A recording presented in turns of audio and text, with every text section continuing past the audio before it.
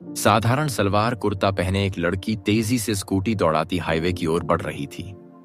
हवा उसके चेहरे से टकरा रही थी, लेकिन उसके मन में बस एक ही बात थी, समय पर पहुंचना है। उसकी छोटी बहन की शादी थी और वह उसी में जा रही थी। उसके पास न तो कोई सरकारी गाड़ी थी, न ही सुरक्षा का घेरा। एक आम लड़की की तरह, जैसे किसी शहर की भीड़ में खो जाने वाली कोई पहचान। लेकिन वो लड़की जो बाहर से जितनी साधारण दिखती थी, अंदर से उतनी ही मजबूत थी। उसका नाम था कविता मिश्रा और उसकी पहचान थी SDM कविता मिश्रा। जैसे ही वह हाईवे पर पहुंची, सामने पुलिस की बैरिकेडिंग नजर आई। 3-4 पुलिसकर्मी सड़क पर खड़े थे और बीच में खड़ा था एक दरोगा रमाशंकर यादव।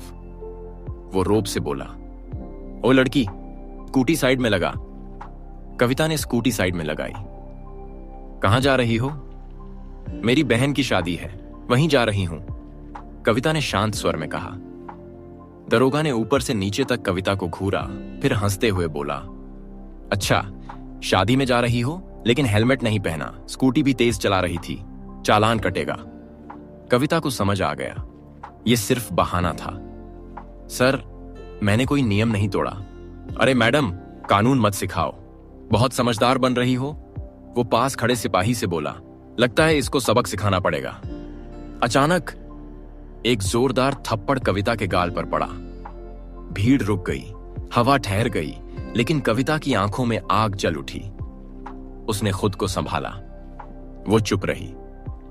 अभी भी अकड़ बाकी है? दरोगा हंसा। ले चलो इसको थाने, वहीं समझाते हैं। एक सिपाही आगे बढ़ा, उसका हाथ पकड़कर खींचा। छोड़ो, कविता ने झटका दिया, पर दरोगा गुस्से से बोला, इसका घमंड तोड़ो। एक और सिपाही ने कविता के बाल पकड़ लिए, उसे घसीटने लगा। कविता कराह उठी, लेकिन अब भी चुप थी। उसकी स्कूटी को लात मारकर गिरा दिया गया। बड़ी आई शरीफ बनने। कविता का दिल अब धड़क नहीं रहा था, वह सिर्फ देख रही थी, कानून के रक्षक किस तरह अपराधी बन सकते हैं। चलो थाने ले चलो, दरोगा गरजा। थाने में घुसते ही दरोगा चिल्लाया, चाय पानी लाओ, एक स्पेशल केस आया है। फिर अपने सिपाही से फुसफुसाया, इस पर कोई केस डाल दो, चोरी जेबतराशी, जो बन पड़े। लेकिन सर, सबूत बनाए जाते हैं यहां। दरोगा हंसा। कविता अब भी चुप रही। उसने अब तक अपनी पहचान नहीं बताई थी। वो देखना चाहती थी कि यह सिस्टम कितना नीचे गिर चुका है। फिर जबरदस्ती उसे लॉकअप में डाल दिया गया, एक बदबूदार गंदा कमरा जहां 2 और महिलाएं पहले से थीं। क्या किया तूने? कुछ नहीं, कविता ने हल्की मुस्कान दी। अब वो सिर्फ देख रही थी, एक आम नागरिक के साथ पुलिस का असली चेहरा। दारोगा ने झूठा केस बनाकर फाइल तैयार की। ठगी, ब्लैकमेलिंग, सब कुछ उस पर थोप दिया। एक सिपाही आया, उसने जोर से कविता को धक्का दिया। वो दीवार से टकराई, फिर भी चुप रही। अब दरोगा फिर से हाथ उठाने ही वाला था कि रुक जाओ। दरवाजे पर एक नई आवाज गूंजी। एक और अफसर थाने में आया, नीरज तिवारी। उसकी छवि ईमानदार अफसर की थी। उसने हालात देखे, महिलाएं, गंदा कमरा, एक साधारण सी लड़की, लेकिन आंखों में सवाल लिए हुए। ये सब क्या हो रहा है? उसने दरोगा से पूछा। सर, ये लड़की बदतमीजी कर रही थी, सबक सिखा रहे हैं। नीरज ने कविता की तरफ देखा। तुम्हारा नाम? कविता अब भी शांत रही। दरोगा हंसा। नाम नहीं बताएगी सर। ठीक है, इसे दूसरी कोठरी में डालो, नीरज ने सख्ती से कहा। अब मामला गंभीर हो गया था। कविता को एक और गंदी अंधेरी कोठरी में बंद कर दिया गया। और तभी एक सिपाही दौड़ते हुए आया। सर, बाहर एक बड़ी सरकारी गाड़ी खड़ी है। कौन है? दरोगा चौंका। DM का। साहब। पूरा थाना सन्नाटे में आ गया। पूरा थाना जैसे जम गया हो। दरोगा रमाशंकर की पेशानी पर पसीने की बूंदें झलकने लगीं। DM साहब, वो बुदबुदाया। अगले ही पल दरवाजा खुला। काले रंग की गाड़ी से उतरी 2 महिला अधिकारी और उनके पीछे पीछे एक बुजुर्ग और सख्त चेहरे वाले DM साहब। कहां है वो लड़की? DM ने सख्त आवाज में पूछा। कोई कुछ बोल नहीं पाया। कविता को अभी भी अंधेरी कोठरी में बंद रखा गया था, बिना किसी वजह के। लेकिन अब समय था नकाब उतरने का। एक महिला अफसर ने कोठरी का दरवाजा खोला और जैसे ही कविता बाहर आई, सन्नाटा गहराता गया। डीएम साहब ने अपनी आंखें उठाकर देखा और झटका खा गए। कविता कविता अब उनकी ओर बढ़ी।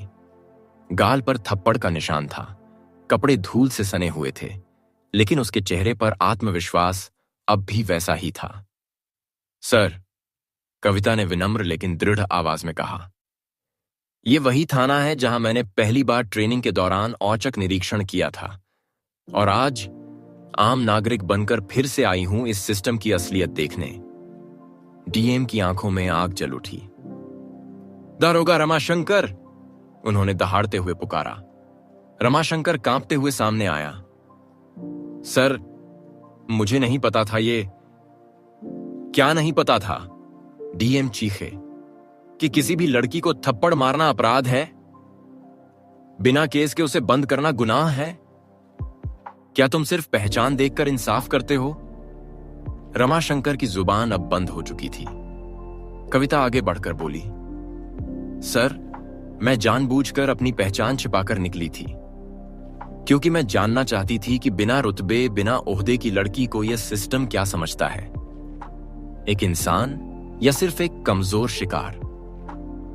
भीड़ जमा हो चुकी थी थाने के बाहर, सोशल मीडिया पर, हर जगह यह खबर फैलने लगी। अब बताइए दरोगा साहब, कविता ने उसकी आंखों में देखा, आप किस अपराध की सजा देंगे खुद को? रमाशंकर अब घुटनों पर बैठ गया। माफ कर दीजिए मैडम, मुझसे गलती हो गई। कविता ने कुछ पल चुप रहकर कहा, गलती नहीं थी, ये सोच थी, और सोच बदलने का काम माफ करने से नहीं, सजा देने से होता है। डीएम ने वहीं आदेश दिया, दारोगा रमाशंकर को तत्काल सस्पेंड किया जाए, उसी के खिलाफ एफआईआर दर्ज हो, और उस थाने में सीटीवी, महिला हेल्प डेस्क और हर सिपाही की दोबारा ट्रेनिंग अनिवार्य की जाए। कविता ने थाने की कोठरी की ओर देखा, जहां दो महिलाएं अब भी बैठी थीं। वो उनके पास गईं, उनका हाथ थामा। अब से तुम अकेली नहीं हो, तुम्हारी आवाज अब मैं हूं। और उस दिन से वो थप्पड़ सिर्फ एक लड़की का अपमान नहीं रहा, वो पूरे सिस्टम पर एक तमाचा बन गया। कविता फिर से स्कूटी पर सवार हुई, वही टूटी पुरानी स्कूटी, वही साधारण कपड़े। लेकिन अब वो सिर्फ अफसर नहीं, एक आंदोलन बन चुकी थी। और उस थप्पड़ की गूंज आज भी कई थानों की दीवारों में गूंज रही है। एक सच्ची घटना से प्रेरित कहानी जो हमें याद दिलाती है कि अगर एक थप्पड़ गलत सोच पर पड़े तो वो क्रांति की शुरुआत बन सकता है। ऐसी ही और भी सच्ची, झकझोर देने वाली कहानियों के लिए जुड़िए हमारे साथ। स्टोरी इंस्पायर्ड, जहां हर कहानी सिर्फ कहानी नहीं, एक एहसास होती है। देखते रहिए, सोचते रहिए और आवाज उठाते रहिए, क्योंकि कभी कभी एक थप्पड़ भी काफी होता है। Story inspired.